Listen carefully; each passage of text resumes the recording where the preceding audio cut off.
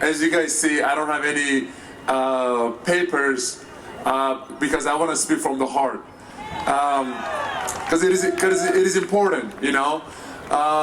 When I first heard about this event, I got so excited, and I was like, how can I come? You know, and I came from all the way from New York, all the way from America, just to be with you guys. And I'm really honored to be with you today, because today is it's not only important for you, important for me too.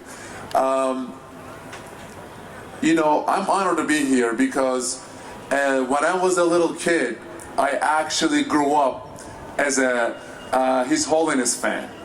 I was following his message because it was very inspiring and it was touching my heart every time. And when I get to MBA, right, I started to speak up about some of the problems that are happening in our world. In my home country, Turkey, unfortunately it's a dictatorship. And just because I talk about the problems that are happening over there, I lost my family. They put my dad in jail. And I started to speak up about the problems that are happening in Turkey, but then, because of the message of His Holiness, I was like, I wanted to stand up for the innocent Tibetans around the world. And MBA didn't like that, because unfortunately MBA is run by the Chinese Communist Party. When I started to speak up about, you know, for Tibetans, my agent, my basketball agent called me and said, if you say another word, if you keep speaking up for Tibetans, you are going to be kicked out of the NBA. You are 29 years old, you can play another 7 years. And he said, 7 years means close to $60 million.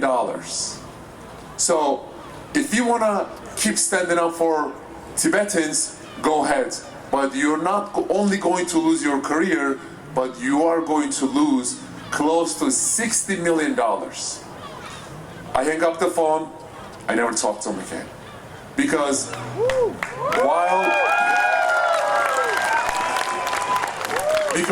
while I was comfortably playing basketball in America, on the other side of the world, people, you Tibetans, are losing their loved ones, losing their lives, and losing their homes. I wanted to set an example for all my teammates, and unfortunately, they didn't have the courage to speak up. But I don't want to speak too much because you guys have lots of amazing speakers. The last thing I want to say is every Tibetan born as a freedom fighter, and keep doing what you're doing. Never ever give up. That's the most important thing. Never ever give up. I know that your voice is heard from America, from Canada, Europe, Australia, Pacifics, and all over the world.